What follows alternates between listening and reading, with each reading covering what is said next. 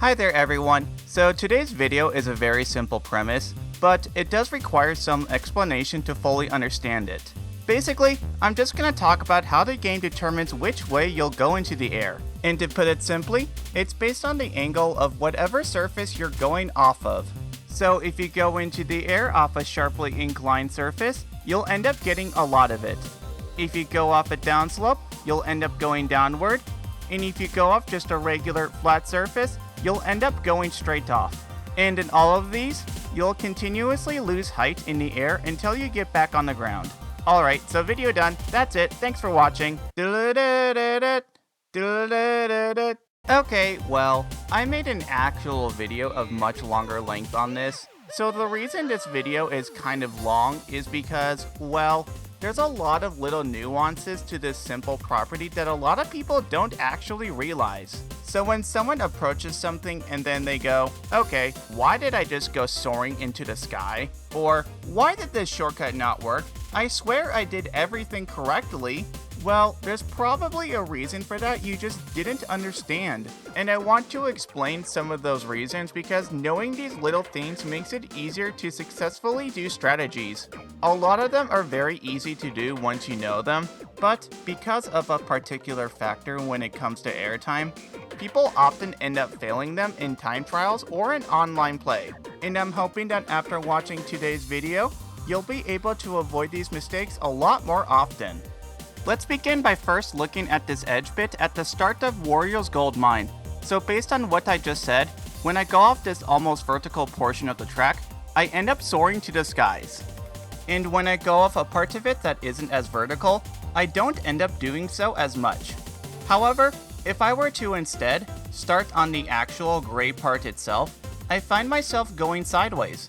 Because Funky Kong and his bike were leaning heavily to the right when he went into the air, they also faced that same way when they did so. And going off the gray side at a lower angle sends me even further downward. So why am I bringing this up? Well, as you can see, you can go at many different angles off the same surface just by changing your trajectory. This simple logic has a lot of implications for many strategies in Mario Kart Wii. The reason why you may find yourself not making a shortcut could be your angle of approach to it. While this example on Wario's gold mine is pretty extreme with its outcome, let's look at one that isn't as much. One of the best examples I can think of this property is the beginning cut on the custom track Boshi Skate Park. So there are two methods for taking this shortcut. The method lap 1 is to wheelie up to this ramp and then trick to get enough height to clear the wall. The method for laps 2 and 3, as well as the one people like to use online, is to release a mini turbo as soon as you touch this slope, and then trick to get the speed and height to do this cut shroomless. The reason people fail this shortcut most commonly is due to approaching either of these two ramps at a poor angle. Here, for example, I'm going off the ramp kind of facing to the left. Because of this, I'm not getting as much air as I could have if I went straight off, thus not giving me enough height to clear the wall. However, when I am basically perpendicular to the ramp, I am easily able to get enough height this time. In fact, in this example, I get so much height that I completely skip the wall entirely. Meanwhile, in this comparison here, the ghost is the one that I showed earlier that failed the shortcut. As you can see, due to the more leftward angle, the ghost ended up bonking on the wall ahead. However, the non-ghost run that approached the ramp more straight on got enough height to clear the wall. Thus, as you can see, something that's very important is that when you take shortcuts that involve a gap, you need to be aware of how much air you'll be getting once you get into it. Another reason why these gap cuts failed is because if you're not aiming for the wall straight on, it ends up taking more distance to reach it. With the successful shortcuts, I'm able to reach the point the wall is at sooner. Meanwhile, in the failed attempts, it ends up taking me longer to reach the wall. One of the most notorious examples of a shortcut that people often fail because they accidentally cut off too much of it or are badly angled approaching the shortcut is the one at the end of Mushroom Gorge. For those who aren't aware of how to clear this gap, the easiest way is to drift hard left into the grass. Then once you reach the grass, use your mushroom, continue holding hard left, and then once you get into the air, hold hard right. This rapid change from left to right ends up increasing your height significantly.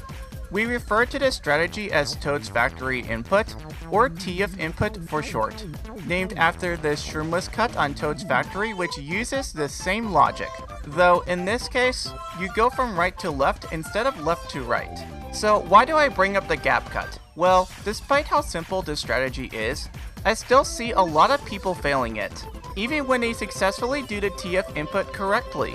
And it's because you still need to approach the gap in such a way that you aren't trying to cut too much off of it, while still making sure you have enough height to clear it.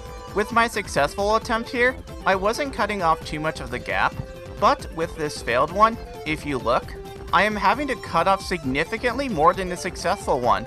This means that even with TF input, I end up not getting enough height to clear the gap.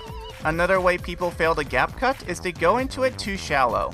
If you look very carefully, you'll notice by the road ahead that this grassy edge here gradually slopes upward as you go more to the left of it. So if you go off on the higher part of the gap that gives you more air, you're going to get more height. However, if you instead go off the right side of the grass, because the elevation of it is lower, you won't end up getting as much airtime. Thus, this shallow approach causes failure. It's also just not optimal to do because even if you could make it from that spot, you're not cutting as much off as you could, and thus aren't saving as much time. And in a game where time matters, you want to be saving it as much as reasonably possible. Additionally, some people will use their mushroom too early, some will use it too late, some will just completely mess up the angle. Point is, even if something looks simple to take, you got to be aware of what could happen if you do other actions instead. Another example that comes to mind about a shortcut that's easy to make but ends up being the source of a lot of failure is this one on the custom track Autumn Leaves Way. It functions the same way as the gap jump on Mushroom Gorge, but you do the TF input from right to left as well as do a trick. The main reason why people fail this shortcut is for distance reasons. Just like on Boshi Skate Park, if you go off perpendicular to this edge here, you're going to cut off the least amount of the gap as possible because, well, you're going straight off. You're not angling yourself to the left or right and therefore having to cut off more distance just to make it. And because the margin of error with this gap cut isn't super big, angling yourself the wrong way into the air ends up making the gap a lot harder to clear, and many times just flat out impossible. Going from shortcuts, let's talk about low tricks, because your angle of approach to them also affects how much air you get from one, and we'll use these pillar tricks on Dry Ruins as an example. If you drive off one without doing any sort of fancy shenanigans, you'll often find yourself flying sky high. That's because if you look, the sides of the pillars are angled pretty high upward. However, there's a pretty cool way to reduce that airtime. With these pillars before the temple, for example, if you hop right before you touch them, you'll find that you get significantly lower air. Now this isn't happening because you're somehow hopping over this upslope. You're still on it, but somehow, for some reason, it just happens to work that if an upslope is short enough, if you hop right before it, you'll end up getting a low trick, and it ends up saving a lot of time. If you fail to get one from these pillars, all that extra airtime ends up slowing you down a lot. With this low trick though, you get back onto the ground way sooner, saving you a bunch of time. Remember, in Mario Kart Wii, lots of airtime in most cases is not faster, this being one of them.